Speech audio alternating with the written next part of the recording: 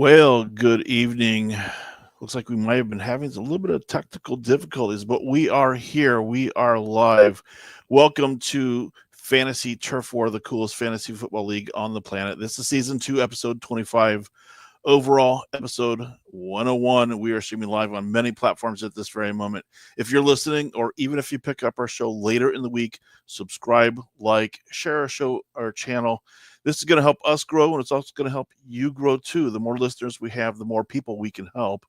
We appreciate you listening in and or contributing to conversations. And when I say we, I am talking about my awesome co-hosts. Let me bring them in. That would be Susan, the Gridiron Goddess, and Adam from Fantasy Couriers. Please introduce yourself. Susan, start. Hey, I'm Susan, the Gridiron Goddess. I like to help new people to fantasy football. Welcome if you're here. Not only like this stream, but if you go like our platforms as well, you can get to all of us. That way you can find it. So, Adam, are you good? Can you hear us? I can hear you. Can you hear me? Yes, we can. This has been a night. I went to get onto this, and my computer had to restart and reboot, and then I got on. As you can see, I'm crooked too, so I'll sit this way the entire time if you're watching. So I'm trying to get the camera just so I'll fiddle with that while you all are talking. But yeah, it's been a night. I don't have any glasses, so I can see everything. But I am Adam, DJ Dove from the Fantasy Couriers. Excited to be here. I didn't see a place in here, but I got to tell you, this has been my best week of football all year. Oh, really? Fantastic. One loss.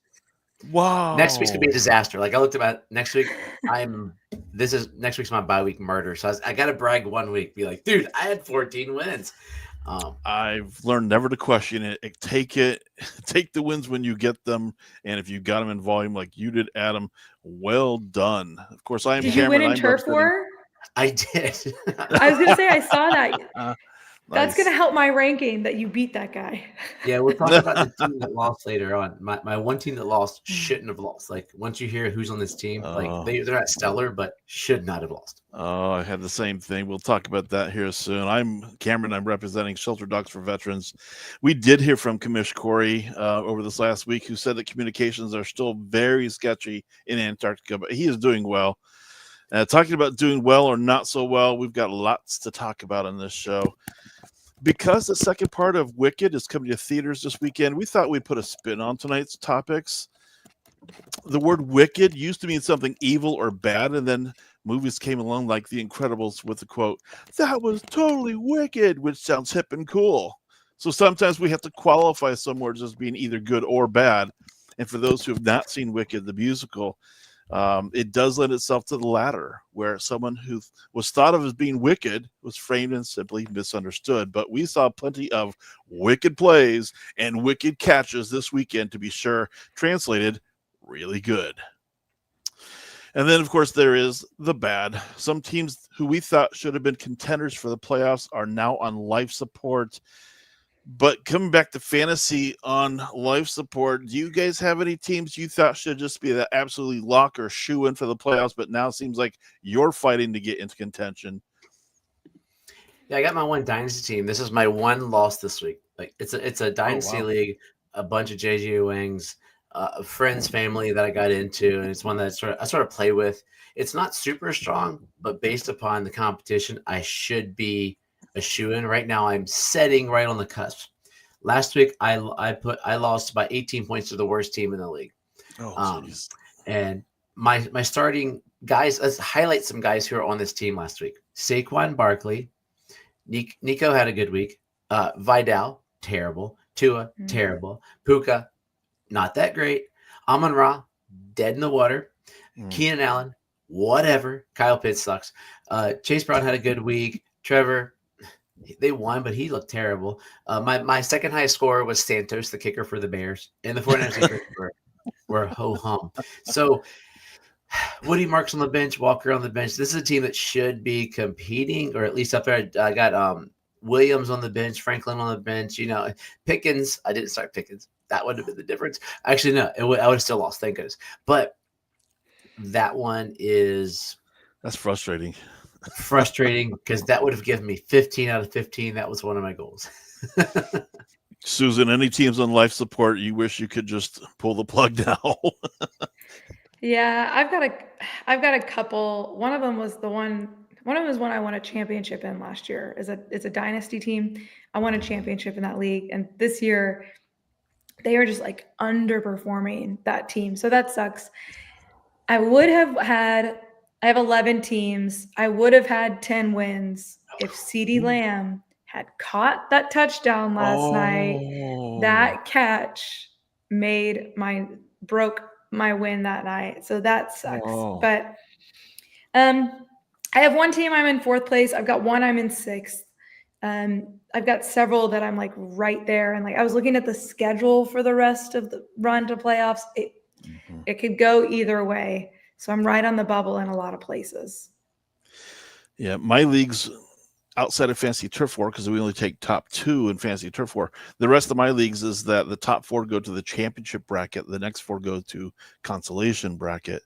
And my dynasty team, same situation as yours, Adam, should be a lock every week to put up points. This week, dismal, absolutely dismal.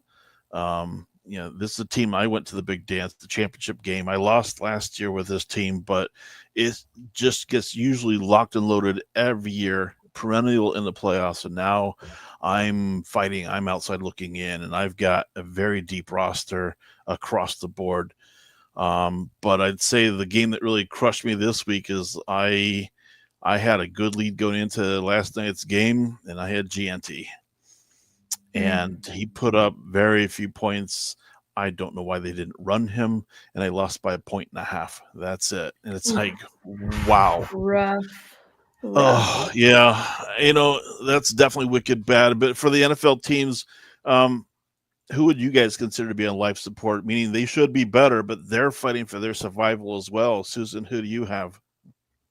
So I picked the Chargers. They've looked really good, but you can't have a loss like that to Jacksonville. It's like the whole team just didn't show up. Herbert had like 6 fantasy points. Vidal got hurt. You don't know who to trust in the wide receiver room there. I think QJ goosed again. Like it just is not good. So they're going to have to make some adjustments or something to keep their hopes alive if they're going to make it to the playoffs. Yeah, the interesting thing about that game is by losing to the Jaguars are now in the playoff hunt right now as one of those seeded teams right now. So, Adam, life support, talk to me. Yeah. Oh, it's y'all's Dallas Cowboys. We don't hear about that. You look at this team; they're 4-5-1. So realistically, playoff hunt wise, they're still in the picture. I mean, NFL is only 9 games, and they got 8 more games. That offense can put up 40 points like that. Especially if Pickens stays on fire, CD's on fire, Ferguson's a stud, Javonte does enough. That offense is spectacular. The problem is the defense thinks they play for Cincinnati, and most weeks, so it's going to be hard to see. I mean, you beat the Raiders, whoop-de-doo. You lost to the Cardinals, But coming up, the schedule is not necessarily murderer's row. The Eagles, they're down. The Chiefs, they're playing around like they don't know what's going on. The Lions, that's probably a loss. The Vikings are ho-humming. The Chargers you were talking about, the Commanders and the Giants, they could sneak into the playoffs, putting up 40 points to 38 or something to that effect. And they get this week when they get Williams is going to start playing, right? Quinyon, which one of the bros? They got Quinyon, the D lineman, or did he play? No, he played last night. Yeah. I missed him up. But yeah, so getting him in there is going to help because he's a really good player. So getting him in because it's ready with the system, and I think I'm worried, but that life support could be bumping up a little. Might have argued myself out of what I was thinking before. Well, I actually did have Kansas City on my life support listing. I mean, they're like must-win situation because their number wins, and I think they need to get to 10, and they only have 5. They're going to have to start running the table a little bit here and have some other luck play into it. So I think them and the Ravens, I think both, they're like every weekend, must win. But really, the one I'd say is more on life support out of the group that should have been already in the playoff hunt with Cincinnati. If you look back before the season started, they had everything going for them. They had a good running game. They had great receivers. Burrow was healthy, the whole bit. And then Burrow gets hurt, and everything just starts falling apart. They can still get back into the playoff hunt. They're in, I'd say, a weaker division at this point, but they're going to have to start doing something, turn that thing around quick. Burrow may be back week 13, but right now, anybody in the NFL world or fantasy world, you can't bank on maybes at this point. You've got to have points. You've got to have the wins. So, yeah. Lots took place back in in week 11. A lot of stories to talk about here. Let's take a look at some of those things. So let's start off by picking a headline for the past weekend that was either wicked good or wicked bad. Susan, what do you have? So mine's kind of going both directions, and that's the Dallas Raiders game last night. Dallas was playing emotionally charged, right? They just lost a teammate. And whenever that happens, unfortunately, I feel like we've seen this happen more than once, right? Where there's some sort of big thing that happens that a team then has to rally around, and they were playing the Raiders. But like Adam said, their schedule coming up is not great. I worry a little bit about if they can get that offense going because the defense is not good. Now we'll see. Hopefully Mitchell makes a difference. They did okay last night. They had a couple takeaways. And so last night was, I think, better than people anticipated, which is great. But I just worry about when they start playing these better offenses, are they going to actually be able to keep up? Because not only the offenses that they're playing better, so are the defenses. So if the defense can't get their stuff together, I'm worried the offense won't be able to keep up just based on schedule. But it was really nice. They got the win in Vegas last night. The team looked in sync. I don't know what happened. I don't know what the Schottenheimer was trying to do, sitting CeeDee and Pickens at the beginning of the game for one drive. I don't know. Did it send the message to the team that you need? Right. Yeah. But is one drive and then you rely on them so much really going to make a difference to them? I don't know. But depends on how big the ego is. I mean, apparently it made a difference if you think about it, but maybe not. Maybe they would have come out on fire to start with anyways, as opposed to the illusion that, oh, you're being penalized by not starting, now come out on fire. Yeah, I feel like you're hurting the team at that point. But overall, it was Vegas. So it's like, right. Yeah, really? Exactly. So we'll see what happens in the next couple of weeks. Oh, did you also know that for as many Monday night games that these two teams had, they'd never met until last night on Monday night? Out of all these historical teams, they had never met on Monday night. You said something, you were talking about the Chiefs being on life support. When whatever game, I think they were a primetime game this week, right? Were they Sunday night? They put something up that said the Chiefs were 0-4 in one-score games this season, and the Broncos were like 5-1 or something. And that is exactly what happened last season for the Chiefs, only they were on the other side. Yep. So it just kind of goes to show, like, if your offenses are kind of middling, not able to really get anything going, which right now I would say both of their offenses are. I mean, Bo Nix has had to pull wins out of thin air, right? Mm-hmm. So I just thought that was really interesting because it's just the inverse of last season for the Chiefs. Totally. Adam, anything wicked good or wicked bad for headlines? Let's go with good. I could watch Monday Night Football. Let's just go there. Yeah. I could watch Monday Night Football, and it seems like it's going to pan out too. It looks like I'm going to get some ESPN Unlimited. Is going to be part of YouTube TV now. So I won on this side until my bill goes up like $80 next year or something ridiculous. Like a little hyperbole there, but the bill's going to go up. There's no way, because ESPN Unlimited was something they wanted in there anyway. It gets their free thing in there, but I wasn't going to pay $30 a month for ESPN. I really don't watch it that much. I watch Monday Night Football. I might be close to it. College ball I'll watch occasionally, but not as much. my college is usually on that ESPN Plus thing that I got for $1 more through Disney already. So, and they might be at James Madison University. They might be in discussion. They're moving up there. They could beat that top 12, which is kind of fun. So I'll talk about that in a few weeks if they don't blow it. But actually, that's my Wicked. Wicked bad. Oh, and the government open. Here we go. Everything up here. Yeah, there you go. We have traffic again up here. Then my friends are getting paid. So I guess what can I do? All right. But Wicked bad is Shador Sanders. Oh no. Shador Sanders. Oh, no. Well, the thing is, I have one Shador Sanders. I was doing an auction draft, and Shador Sanders, I always have a little bit of no money. Susan and I were talking about that on a conversation we're having this week, and he was $7. I'll add a quarterback in a super flex for $7 if he has a chance of being a backup. And then I heard he was going on because I was running some errands for the family real quick during the day there because my Dolphins played in the morning. By the way, they won against a terrible team. They're blowing. The highlight for me is they're blowing all their chances of getting a good player. But Shador came in. I was like, dude, I'm tuning to this, seeing if maybe this is going to be like this has written all over it. Amazing story. Shador Sanders comes into the league as a total jerkwad, blows off all these interviews, thinks he's the chosen one because he's Deion's kid, and Deion was is close to the greatest cornerback.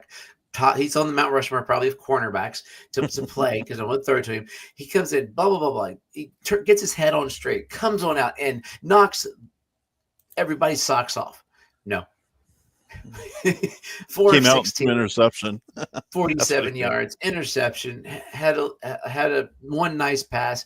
I saw some meme, I forget the exact words were like his real thing is it was his college problem. He held onto the ball too long. If he could get a Drew Brees for just whatever people think of too, he's got a quick release. If they're kind of quick release with his body as a pocket passer, there might be something coming to him. So if he gets coached well, maybe. But right now, he's on a Browns team that the offense is Judkins-ish and other guys that we like Fannin, Judy some weeks. I like Tillman. I think he's the guy who comes back healthy if they can get a decent quarterback. Shador, but we're going to find out this week. Could that have been just the bad kick in the seat that he needed, that he bounces back and he watches film and goes, man, how did I not notice this the last 80,000 years that I'm holding the ball, getting sacked a lot? And that was – but it was not a good showing for someone who has – since he's come into the league, done the right things in front of him. I saw a stat bad. I saw something that said that he hasn't gotten any first team reps though. I saw the same thing too, so it's got to be true. And so it's like I am a little surprised about that because you have 2 rookie quarterbacks. Now, obviously they have named Dylan Gabriel as their starter, but no first team reps with 2 rookies. You think you would at least want to try to see in practice what he has with actual starters versus the scout team. You know what I mean? So that was a little surprising. Might be if telling. he plays again this if he plays again this week. Say that again. I'm hearing he's going to play this. He's going to be the starter. All the stuff I've been reading recently. He should be. Well, hopefully getting a full week of practice under his belt with his starters will make a difference because you can't set tempo and all that kind of stuff. You can't learn to do that with those guys on the field like that. It's so maybe this week will be better. And he got robbed. So his day just sucked. He got robbed by, those people at his house. Athletes. Yes. He lost $200,000 worth of style. Crazy stupid. They can't get worse, seriously. Man. It was wicked bad performance. I hope he does better this coming week. But even the head coach in the post game was non-committal about, well, if Shador lights it up, do you have a quarterback controversy? Who starts when when Gabriel comes back and he's healthy? He's not going to tell you. And for him not getting first team reps at all to this point, kind of tells you a little bit about where the mindset is at, but I do hope the best for him. But bring on the Raiders. That's all you need. That's seriously all you need. You're gonna have 8 sacks though. Or you just need to have good offensive play caller like my college mate Todd Monken. He's offensive coordinator at Baltimore. And when I saw that Mark Andrews had scored a touchdown, it was a 32-yard rush. It's like, did I read that right? And I saw the highlights. It was a fake tush push, and they pulled Mark Andrews as soon as he got the ball, and he ran around the outside and just smoked them all. So well played, Todd. Yeah, he actually has a birthday 13 days before mine, and went to Knox College, Galesburg. So, all right, that was wicked good. That was fun to actually watch, and they just kept playing that over and over and over again. Wicked bad, I'd have to go back to the Vegas usage of their two best offensive players. You do not know what you're going to get from week to week. Once Bowers got healthy, first weekend lit it up, and then what happened? MIA, not putting up much, not getting very, very much action relative to what he should be. He should at least be getting 10, 12, 15 targets a game without a doubt. Nobody can guard him. And then, of course, Gianti, I don't know what they were doing last night. It almost feels as if they don't know how to coach. They don't know how to play. And it really felt like Geno Smith was just going to say, I can still play. And the real answer is, I'm not sure you can. 2 games back, he was hobbling around and he's ineffective. Why are you still there? You guys could have won the game against Denver if you'd actually just put in somebody who was not hobbling, who was mobile, who could actually throw, plant the foot and throw. So again, I don't know what they're doing with their offensive players, and maybe this is their way to try to tank to get a better seed. But it just looked like really bad football. It made Dallas look fantastic, but at the same time, wicked bad. All right, let's now take a short break and get a word from our sponsor. All right, let's take a quick time out to shout out our partners at Alpha Clash, the indie comic book trading card game that turns every match into a lore-driven battle for glory. In the Alpha Clash universe, super-powered contenders collide in a fast-paced game that perfectly blends fun and competition. Build your deck, unleash devastating abilities, and outmaneuver your opponent in a game that's as much about brains as it is about bold moves. The artwork will pull you in, the gameplay will keep you coming back, and the growing global community awaits. Head to alphaclashtcg.com and start your journey today. That's alphaclashtcg.com. It's time to enter the clash. Well read, well animated once again, Adam, though. I had some new emotions this week. That's awesome. And every week we do try to find some things that keep it fun and engaging. This week is a different theme.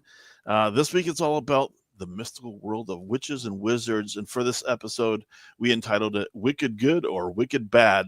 In this segment, we're going to look into the Wizards' crystal ball and take a look at teams and players that have easy or hard matchups for the playoffs. Keep in mind, some league playoffs start week 15. Others will begin week 16. So keep a watch for that in your own leagues to know exactly how many games you got left. So we've got 2 different topics here. The first one is, what player has a yellow brick road into the playoffs, meaning wicked good matchups heading to the playoffs? And then the second part of that is, who is going to be stopped by poppies, i.e. wicked bad matchups? So let's talk about the good matchups, and let's start with you, Susan. So a couple of things that I want to highlight. One is Tua has one of the best quarterback schedules for weeks 15, 16, and 17. So I'm hoping that we can get over this trope that because he's from Miami, he can't play in the cold. It just seems like every year December shows up and he just his play goes down. But hopefully the good matchups this season will help him. They are playing Pittsburgh, Cincinnati, and then Tampa Bay, those 3 weeks, which are allowing 3 points over expected, 5.2 for Cincinnati, and then 2.5 over expected. So hopefully that will work. And then the other thing, and I'm putting this in there because sometimes a matchup can be good for one position, but bad for another. So my good for this team will be talked about as a bad later, but the Colts have a good schedule for quarterback and for tight end. So if you have Tyler Warren, ride him into the playoffs. If you have Daniel Jones or you've been streaming Daniel Jones, the matchups for him are decent. So for Daniel Jones, you're looking at Seattle, which is middle of the pack that first week, which so hopefully they can rise above, but then San Francisco and then Jacksonville. So it's not the end of the world. But you're looking at decent matchups for the quarterback. And so the same schedule for the tight end. And it's even better for the tight end schedule going into those week 15, 16, and 17 for your playoffs. Nice. Adam, Yellow Brick Road, what looks well paved for you? Lamar Jackson, the Ravens' next 3 opponents. I'll go 4. The Jets, the Bengals, the Steelers. So just name a Raven that week. I mean, Mark Andrews, might as well throw him in there because the Jets are putrid. The Bengals offense is terrible. And if by chance you have to play in the first round of the playoffs in week 15, they play the Bengals again. Unfortunately, my Lamar team will have, I might play. We'll have a bye, and then I got to face New England, which kind of stinks. So that's it. I'm a little worried about that New England in my next to last week of the season. So I got to pray on that one. And then my Yellow Brick Road is heading down towards the Minnesota receivers. They've got a couple tough matchups coming up here. Green Bay, Seattle the next couple of weeks, but then they have the 4th, 1st, 6th, and 10th easiest defenses against the pass. Again, super easy against the receivers. Now I think it all comes down to McCarthy. J.J. McCarthy actually given the ball. He looked horrible this past weekend. But again, if you're going to try to right some receivers, that might be the group to watch for. But I've got to see something more on McCarthy in order to make that happen. All right. Stop by Poppies. I took that from The Wizard of Oz. So wicked bad matchups. Susan, what looks really bad for you? So I'm going just 1 week. If you happen to make it into the playoffs, if you have a Green Bay Packer wide receiver, good luck. They're playing Denver. So if you can, try not to rely on a Green Bay Packer wide receiver in week 15. If you're playing Dobbs, if you've been having to start Wicks, who knows if Reed will be back by then? Probably not. But now that Watson is back, it's just so spread out. I worry versus that defense that's going to be getting to Jordan Love, just like they're going to get there. And so hopefully you can avoid Green Bay wide receivers that first week of the playoffs. If you happen to get through, though, and you make it past, it does get better. You have Chicago and then Baltimore. So it's not quite as scary for week 16 and 17, but you're going to have to make it through week 15 first. And that Denver defense, they played against Mahomes tough. They flushed him out of the pocket. And it's like, whoa, that's the defense to be reckoned with. And now you want, as a playoff team in the NFL, you want to have a solid defense and a good offense. And it feels like Denver's got that balance right now. All right. Wicked bad. Who gets stopped by the Poppies, Adam? I got an odd one, actually, just looking ahead for the playoffs. So when I was looking at it, I looked at it differently when I read the notes a little while back. But Jonathan Taylor, who's been the greatest fantasy football player this year, bar none, fantasy MVP, you can throw up 2 of the quarterbacks if you're super flex, but fantasy MVP for me is Jonathan Taylor. He's going to have some tough playoff matches. And surprisingly, some of the names I'm going to say are kind of shocking. He's got to face Seattle, who only allows 70 yards, 70.2 per game. San Francisco, 86.82 yards per game. And the Jaguars, 66.5 yards per game. I was shocked by that. He plays them twice in the end of the season.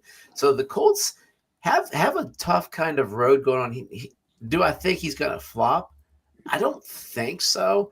But I think this could really, those teams that got to the playoffs riding Jonathan Taylor need to hope that someone else steps up a smidge because he's running against these tough defense. I mean, you're not going to bench him, but it's just one of those like, oh, crud, I had a great season with Murderers Row, dude. Mm-hmm. And then all of a sudden, because of the Jacksonville Jaguars, my team didn't win the championship.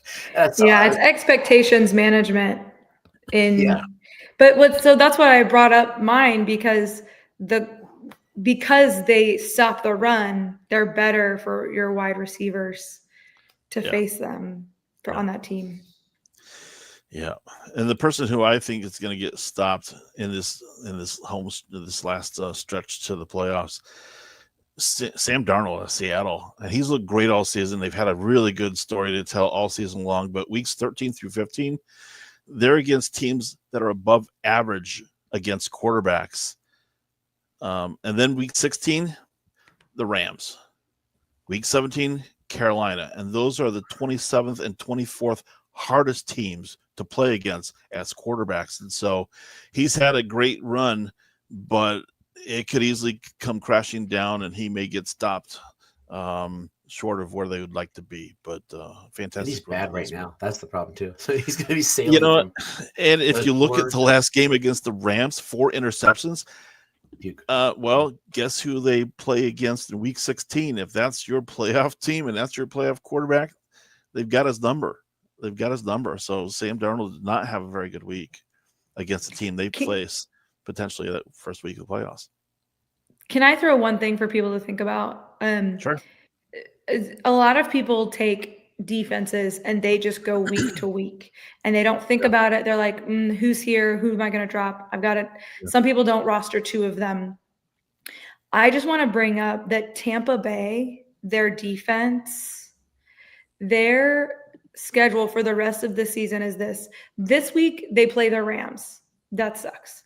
But 13, Arizona, that can be questionable. We'll see. But then New Orleans, Atlanta, who now has Kirk Cousins and Drake London is week to week. Yep. Then Carolina, then Miami. So the Buccaneers defense is a good defense, and their matchups from week 13 through your fantasy playoffs, including week 18, which if you have a week 18 championship, shame on you. But seriously, including week 18, you can keep them. So if they're available and you can hold them or roster 2 or something, go get Tampa Bay because you can ride them through the end of your season. That's a great point you're raising. And I would also throw one more thing out there. If you're sitting at home, it's like, well, I already have a great defense, then still take Tampa. Make sure somebody else can't, because you don't want something like that left on a table and then burn you with it when they play against you. So, yeah, great tips. All right. And, of course, as a tribute to the legendary show Wizard of Oz, no magical segment would be complete without having put on our Swami headgear and making bold predictions of the future. So the second part of our Wizard of Oz questions or topics would be like, well, define elimination. Which team is currently at risk of not making the playoffs that will defy elimination by getting to the playoffs? So, Adam, let's start us off. Who is going to defy elimination? I don't know if the problem is I thought this was the low-hanging fruit. Let's be honest. Everybody, even Vegas, says that Baltimore is going to make the playoffs. I mean, how do you not with the Jets, the Bengals twice, Pittsburgh twice, Green Bay? New England's your hardest game. New England could be, I mean, if they beat New England, dude, they're smooth sailing. New England, Green Bay are their tougher game. Pittsburgh, Aaron Rodgers' age is catching up to him. They're not the old Steelers. They're going to be. They might even have a losing season, dare I say it, till all is said and done. Tomlin doesn't do that, but I doubt it. Cincinnati's terrible. Jets. So it's, to me, it seems like the low-hanging fruit, but that's my answer. And Susan, concur? Yes, that is definitely who I was going to go with. I'm just looking at I picked Baltimore as well. Again, with the schedule, like, I mean, they get to play Cincinnati twice, which hopefully you're a Derrick Henry manager, because holy cow, that's going to help you as you keep going. But I was just looking at the Texans schedule. I think they have a tough road, but I don't think it's impossible. Hopefully CJ Stroud can get back. I just also really like the Texans, like, as an organization. So I'm hoping that maybe they can make something happen. I don't know that they will, but I want them to. He's out this week. You saw that. He's officially ruled out. Yeah, Mills is starting. With the Bills, they were going to win anyway. Yeah. Let him set. Yeah. And what we're facing here is a lot of teams that are just barely on the outside looking in, like Baltimore. You guys had mentioned both who you think would defy elimination. I mean, the odds makers called this weeks ago. They thought because of the schedules and the weakness of the division, they should be able to make the playoffs. But again, they're sitting at 5 wins. Yeah, they could easily pick up 5 or 6 out of this group, but I think it's going to take at least 5 to win that division.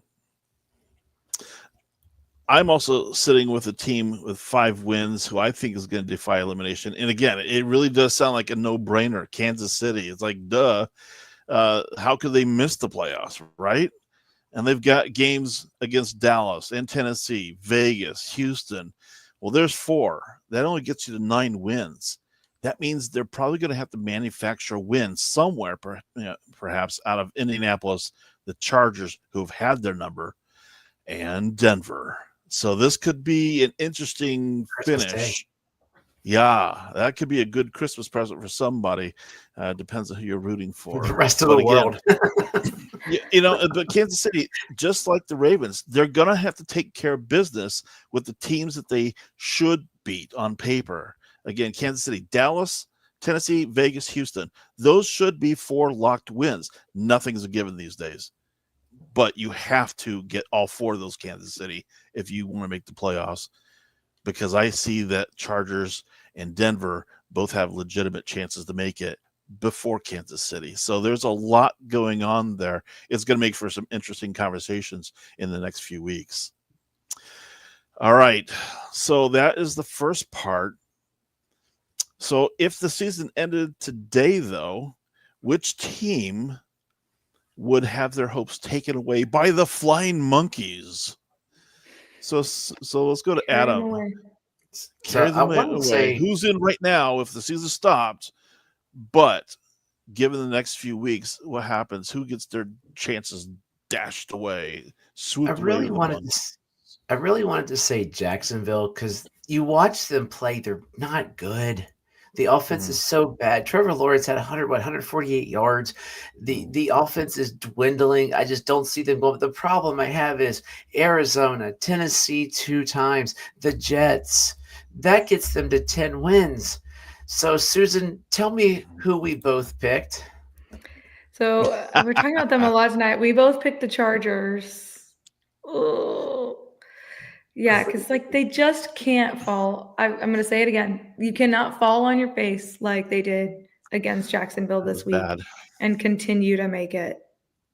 But their games are hard too. They got some tough matchups. They do. That's Philly, good. KC, Dallas, Houston, Denver. Yeah, and that's tough. But and if they could have pulled it together against Jacksonville, of course they did not. And if they had won and Denver had won, we'd also be looking at Kansas City in a whole different light now, too, of, wow, it's going to be even more difficult for Kansas City to get in. Chargers could allow this to happen if they fall on their face. But, man, you cannot do this right now. Not right now. Each win is going to be super critical, and that schedule is not going to be helpful. I just don't know if they were looking past the Jaguars or not. They shouldn't have. They took them way too lightly if that's the case. Maybe they can regroup. They're on a bye week this week, but Philly and then Kansas City. Dallas. I mean, Dallas week 16, but maybe they can get it together, like their defense. Maybe they can make something happen, but then Houston and then Denver. Yeah, I just don't know with their schedule that they're going to be able to manage that. Yeah, but the Raiders stink, but it's division. So it's any division game, it doesn't matter.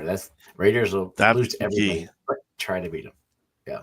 but they'll be in contention. Yeah, and they'll steal an odd win out of nowhere. It's like, wait a minute, that was a gimme win, and you lost to Vegas. So, yeah, the team that I've got that I think might have their chances taken away, Chicago. They're third seed right now if playoffs started this weekend. Third seed, but look who's in their division: Green Bay, Detroit, both. Chicago's schedule the rest of the way, they only face one team that has a below 500 record. That's not an illusion, guys. If you look to see what Chicago has done through the regular season, that they somehow earned that third seed, and I'm pulling up those teams that they beat. They beat Giants, Vikings. Ooh, they're bad. They beat the Cowboys. Okay. They beat the Raiders. Ooh. Commanders. Really, guys? They beat the Bengals in a shootout. Well, okay, that's a gimme. Anyone could have won that one, but the way they won it is interesting. They beat the Giants. That's a bad team. They beat the Vikings, who looked horrible last weekend. It wasn't that Chicago looked so great. Minnesota just choked, and JJ they could have won. A problem.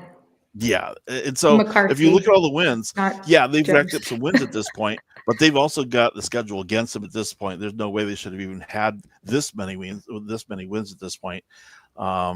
Even Mooch, one of the commentators on one of the channels, he even said, "Yeah, Chicago's." Would not be surprised if they missed the playoffs entirely at this point, even though they're right now in the driver's seat with that division. So, again, anything can happen. Green Bay and then Cleveland and then Green Bay again. That sucks for them. Oh yeah. Yikes. Oh yeah. Yeah, they've got a difficult schedule ahead. So, all right, that was fun. That was a great set of topics to work through. And again, thank you everybody at home for indulging us on our wicked theme for this week. Hopefully your teams aren't going to be wicked bad, but we do have 4 teams on bye week: Denver, the Chargers, Miami, Washington, and hopefully you won't be horribly impacted with those teams being off. But let's take a quick peek at some of the confirmed or potential injuries or situations heading into week 12. I mean, yes, there are quite a few out there at this point, but the highlights I'd have to say on the quarterback side would be Jackson Dart and then Aaron Rodgers. We're not even sure he's even going to be able to play against Chicago right now. Potential fractured wrist, but not the throwing arm, but still could have some impact there. So again, have to watch that situation. And again, now Joe Burrow watch is on that he may be coming back week 13. So again, not likely to happen this weekend at all. But running backs situation, when is Irving going to be back from for Tampa? That is killing so many people at this point in time. But again, the word is probably not this weekend either. Josh Jacobs went down for Green Bay. They're having some analysis done on that situation there to see if or how long that might be. The head coach earlier today said, there's still a chance he can play. Well, that's always going to be the case until he can't. So who knows? Keep a watch for it. And then Omarion Hampton now on the radar. He might be returning soon. Not this week, though. And the receiver front, Collins popped up as being questionable on the list for Houston. And then Drake London, that was a big loss for them. And then Marvin Harrison Jr. might be back this weekend. They think he should be, but again, keep a watch for that one. And then that was later in the week, so yeah, I worry about that just because. Yeah, I don't know. So again, it's a matter of you've got to pay attention to the injury reports and the status. And again, if you've got Marvin Harrison Jr., you're checking pretty much daily at this point to see, do I need to provide backup or a different backup plan or not? And then this last one popped up today on my radar. Jamar Chase, Cincinnati, likely to be suspended the week coming up here. It's official. It's not likely. It's happening. But he's appealing. He was appealing it, but they said the likelihood of the appeal getting reversed probably not going to be likely. It's literally on video, dude. Well, he's going to miss, but when's the appeal case? So he might play this week and miss next. That's what I'm curious how the appeal goes. That's The interesting appeal too, was but today. That was today. I don't think he can play the Wicked Witch clause on this one. That in Wicked he was just misunderstood. I don't think that's the case here. I mean, it was. I would pretty agree. blatant. All right. So having the bye weeks again, 4 teams, and then some of these key injuries. Let's take a look at the waiver wires. Might be your last gasp at making a run for the playoffs, but at the same time, you've got to do your research. You've got to do the needful to make sure that you're putting yourself in best position, and maybe not just this week, but for the future weeks as well. So, Susan, let's start with you. Look into the crystal ball. Who's going to help you this week? So pay attention. If Marvin Harrison Jr. is out, go grab Michael Wilson. That was insane. Jacoby Brissett setting the NFL passing completion record of all time. Who would have thought? Almost 500 yards. Crazy. So if Marvin Harrison Jr. is out, definitely go pick up Michael Wilson. He's 42% rostered. So that's just a quick one. Who I really want to talk about, though, is Mac Hollins. He is only 16% roster on Sleeper, playing for the New England Patriots. He was at 79% of snaps week 10, 85% of snaps week 11. He had 10 targets in week 10, 5 in week 11, but the depth of target is 17.5 and 16. So, he got you 16 and 10.5 PPR points. So if you need a desperation play, they are playing Cincinnati this week. And the Drake May MVP talk is real. He looks amazing. And so go get Mac Hollins if you need a plug and play. That connection looked uncanny. I mean, every time I looked around, it's like, is that Hollins again? He just threw to? Yeah, it's for real, guys. It's for real. Adam, throw us out somebody that you see in your crystal ball. I was going to say with Wilson, you'd pick him up anyway. Marvin Harrison's terrible right now. Wilson in 1 week, did he score more points than Harrison scored in about the last 4? Like, I don't know. That's just without looking. He had amazing. He had over 180 yards receiving and no touchdowns out of it. It's like, how could that happen?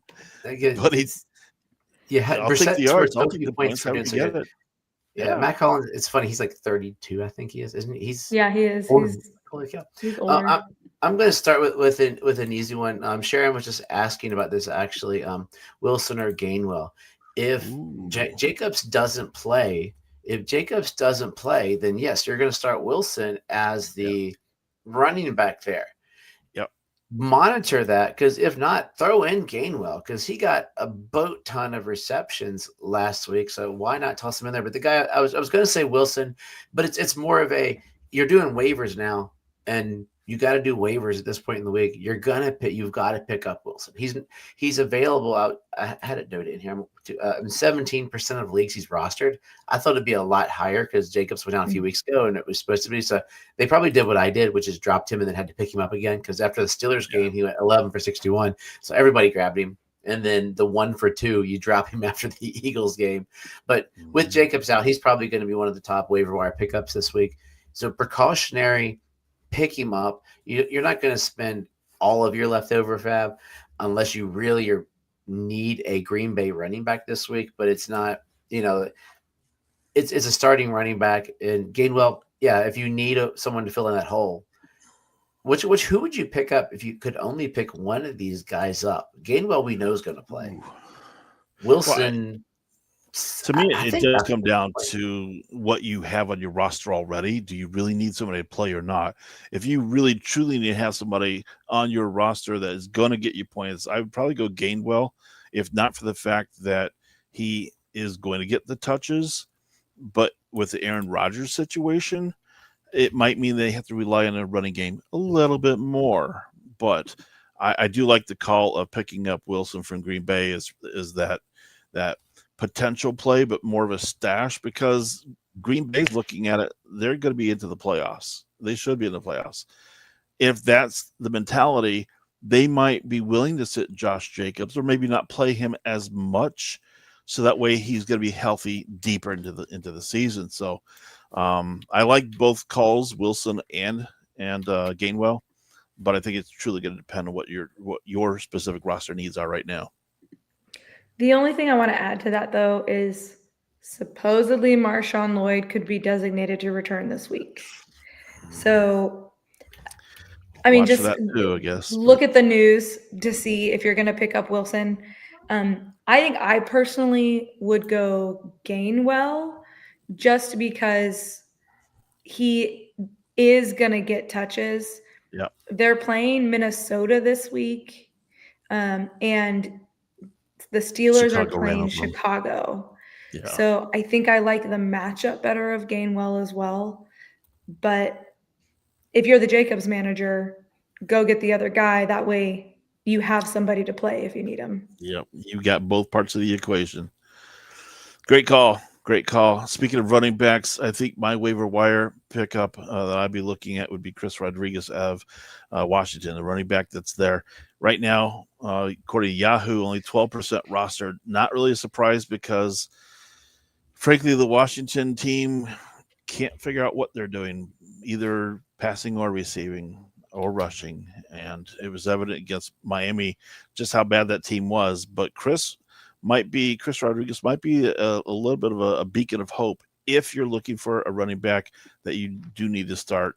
It feels like they have changed the guard there. Instead of Wild Bill being that diamond in the rough that we thought he might be early in the season, instead of chanting Bill, Bill, Bill, it's more like sell, sell, sell. And it feels like Chris is getting a lot of touches at this point, basically twice as many as Wild Bill at this moment. They're on a bye this week, so they're on a bye, but that's also the steal. So you might be able to stash him. The other people might not be looking to get him. That's exactly and I thought the same thing a week ago with Pierce, and I got taken to the cleaners on that one. We talked about Pierce on this list last week. That Colts are going to be on a bye. You might be able to take him. Nope. Across all my leagues, somebody snatched him. It's like, dang it. Somebody needs to stop watching our show, right? It's like, I can't go enough, All right. Susan, who else might be on your watch list? So I am going to go Jacoby Brissett. I got to pull up the list. He is only rostered in 23% of leagues. Because just what he's doing, it's insane. I mean, you are looking for somebody to get you points. You're hoping they get 250 yards and 2 touchdowns. And he's doing that. So he had 32 points week 9. This is a 6-point touchdown league. 32 points week 9, 29 points week 10, 35 plus point, 30, almost 36 points this week versus San Francisco. He's getting the touchdowns. He happened to have 2 interceptions this week, but normally he's only had 1 interception since he started playing week 6. So I'm not as worried about the interceptions that happened. Go pick him up and start him. I mean, he is slinging the ball. That many yards, that many completions, you're going to have a couple that probably get away from you or bounce off the receivers. I mean, 47 receptions, receptions. Completed passes. NFL record. Well done there. It's like almost feels like it's Flacco 3.0 because we talked about Flacco several weeks back, who had the same kind of resurrection a little bit. It just lit it up, and it's like, oh yeah, remember him? Brissett's back on the radar, guys.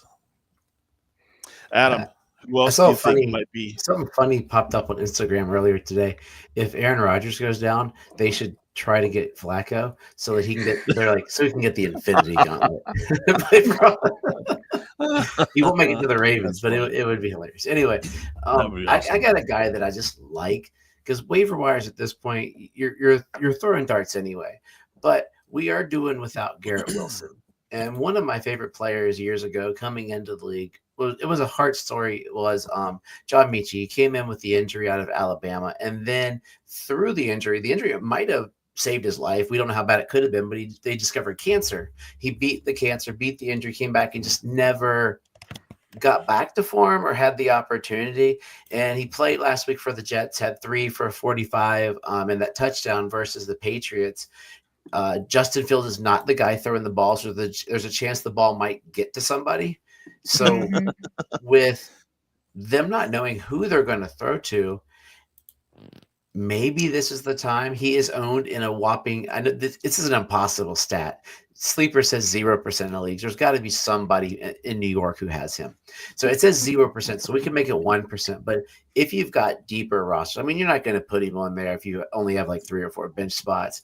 If you have a dynasty and he's sitting there, who knows? Maybe things are finally turning. They get a living, breathing quarterback next year. He could be Garrett Wilson's, Robin, and serve in as a flex guy. But he has the talent. He has the pedigree. And at this point, if you're grasping at that kind of straws, I just want to talk about John Michie because I like him. Talking about grasping at straws, I just threw up on our board Aya Manor from Cleveland. Tennessee rather. Thanks, Adam. That is truly grasping at straws. But if you think about it, Ridley is now out for the season. He broke a fibula, and DK has not been present at all. So concussion protocol now, I think too. Yeah. This is your guy. He's a wide receiver 1 for the team, but again, it's Tennessee. So take it for what it's worth. And with that, the crystal ball goes dark. So, okay. Little Jimmy. Start and sit with little Jimmy. So on our weekly show, we've got a segment called Start and Sit. We've got a little Jimmy coin that we flip, and props to Tank Talk Podcast for inspiration. Each week, you might have a couple of players. You're just not sure if you should play them or not. Save yourself the pressure. We encourage you to use our Start and Sit coins featuring our character called Little Jimmy. Flip him, whatever he lands on, do with that player.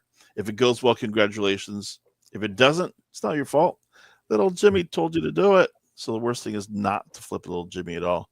And if you've been keeping track of our subjects over the weeks, Little Jimmy was right 6 weeks in a row, and he's been wrong the last 4 weeks. So maybe that's an indication in itself on what to do.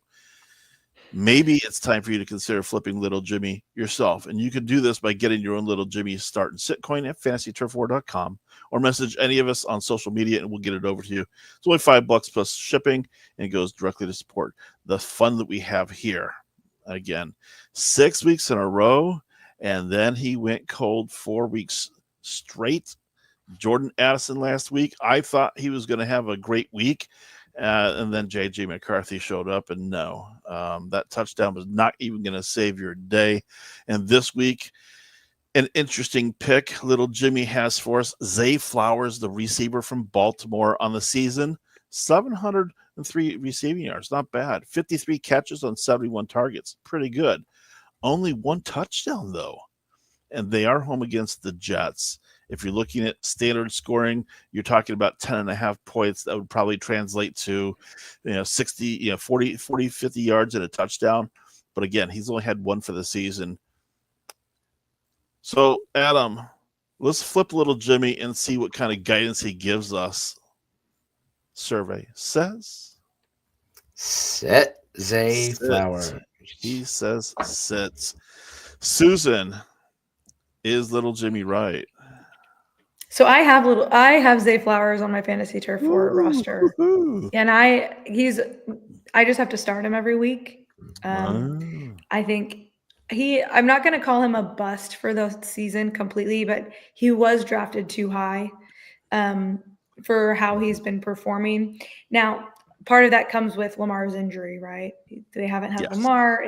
That's not been good. So it's not like he has necessarily been performing really poorly. It's just that overall the team has not been good. True. So the last 3 weeks, he's had 5 targets, 6 targets, 5 targets, and then 5 receptions, 4 receptions, 3 receptions.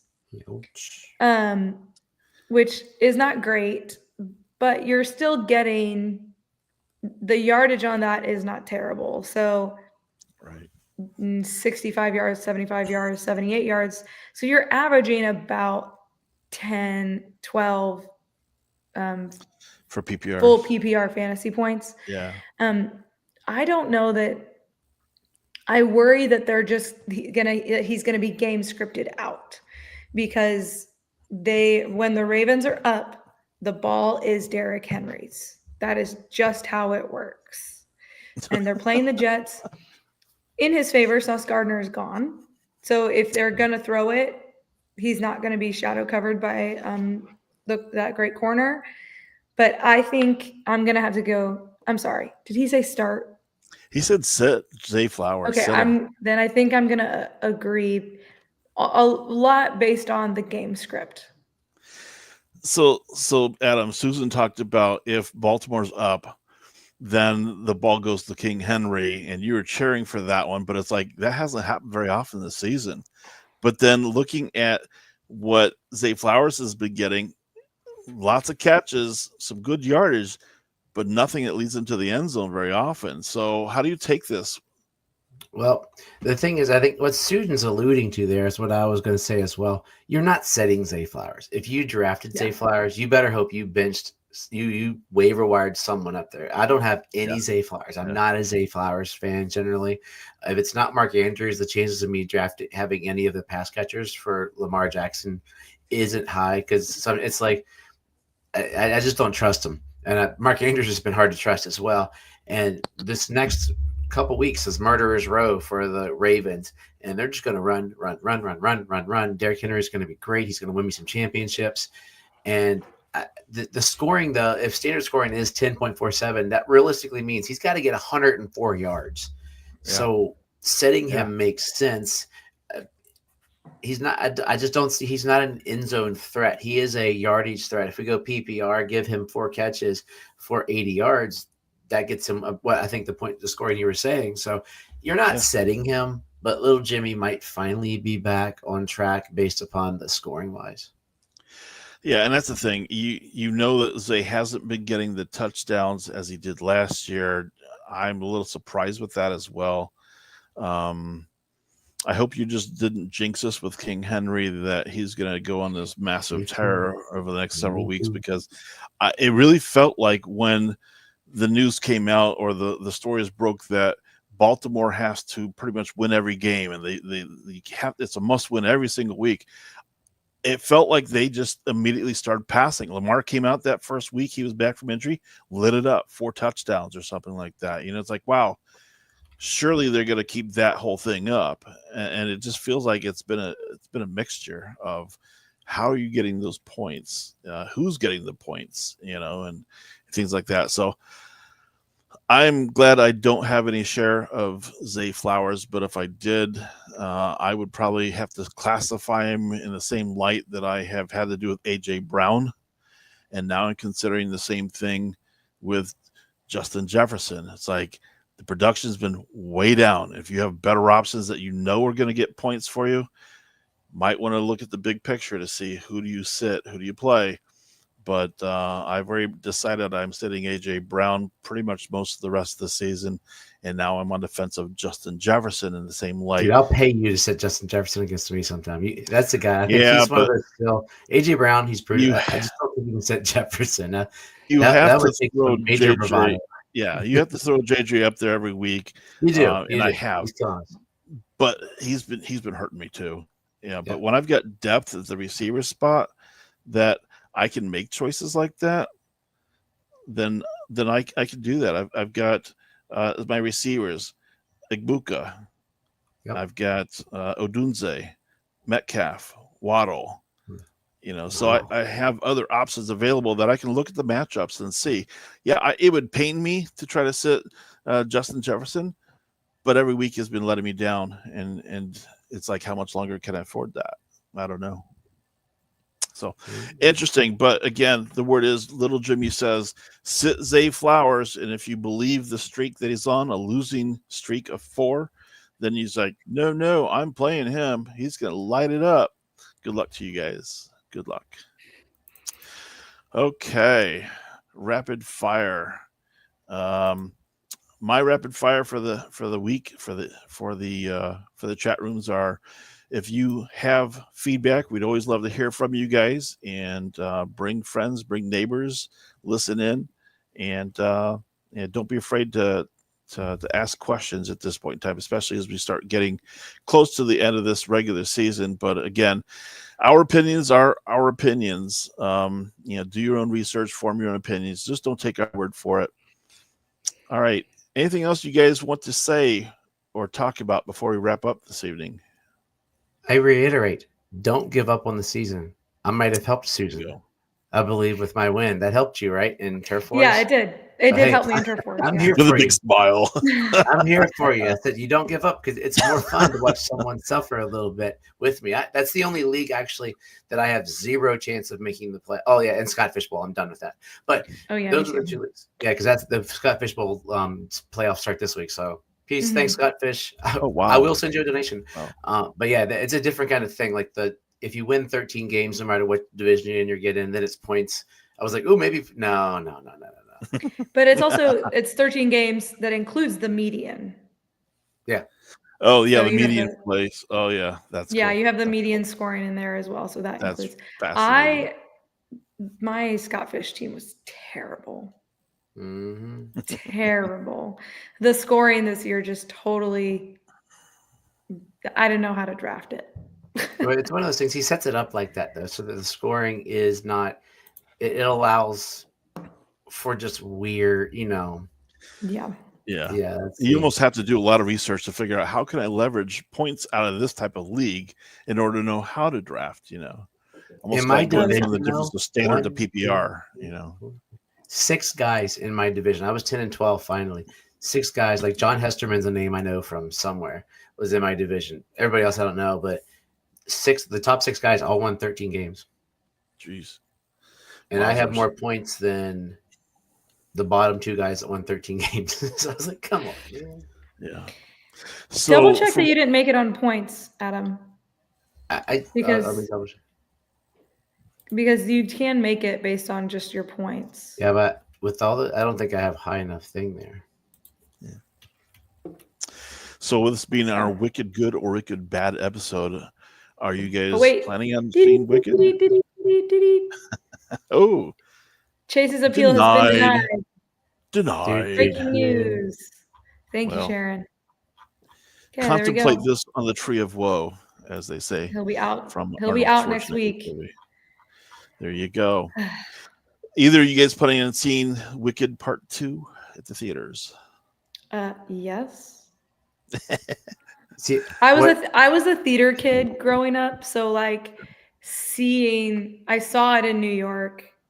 I've seen it on tour. So seeing this is like, I'm a crier. So I will be crying at the end of the movie. I won't, no spoilers, but like it's so good. And I've seen the live show twice myself. It is, anytime you go to see live anything, it's so much better than in a movie theater. But last year's Part 1 was over the top. I'm probably going to watch that before I go watch that over the weekend. Adam, Wicked? I think I made the playoffs. that's Wicked Good. Wicked Good. So it's like the top 500 people. Yeah, I'm in the playoffs. Let's see where I end up.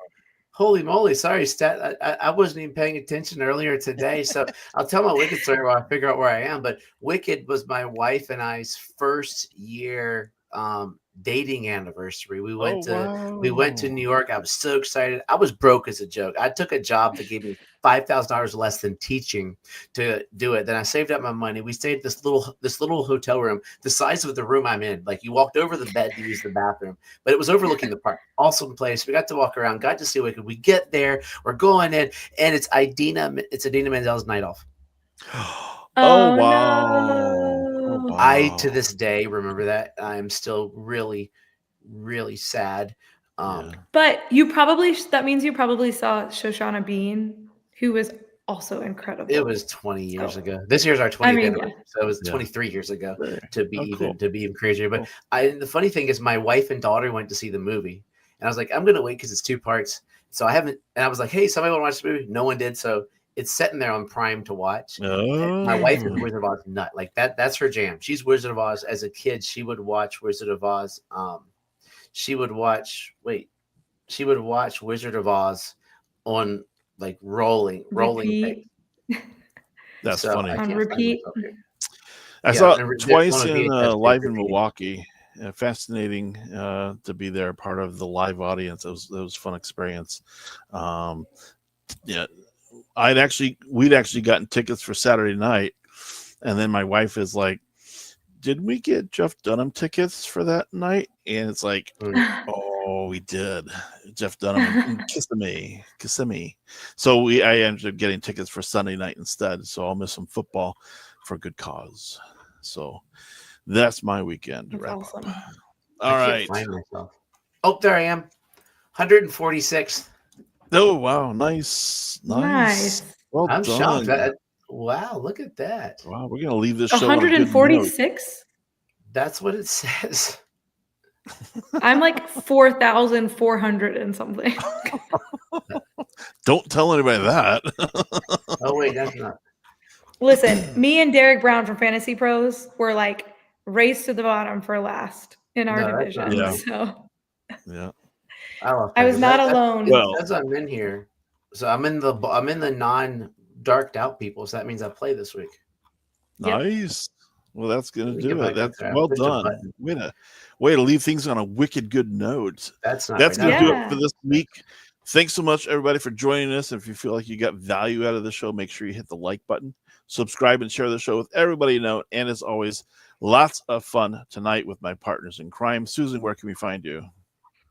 TikTok, Instagram, right here. DMs are open if you've got questions, sit questions, strategy questions, whatever you got. I'm here. Adam, where can people find you? Fantasy Couriers, anywhere you listen to your podcast. You can check us out, fantasycouriers.com. I got rankings on Fantasy Pros.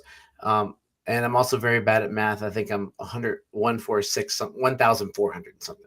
But anyway, so I got some articles coming up. I wrote this week about guys to trade, buys to sell high. A guy I wrote about was Bryce Young, and I closed it out by saying selling for anything, just selling for something. Get a Flacco and a player like a flex player you can get for him, because coming off of that's his career game. So I got articles like that. Got another one right tomorrow. Awesome. Yeah, and he set a Carolina passing record with that one too last weekend. Mm-hmm. And I'm Cameron, of course, supporting Shelter Dogs for Veterans. You can find me right here every Tuesday night live. And as Commissioner Corey closes out each week, be excellent to each other, be kind, and until next time, keep moving forward. See ya.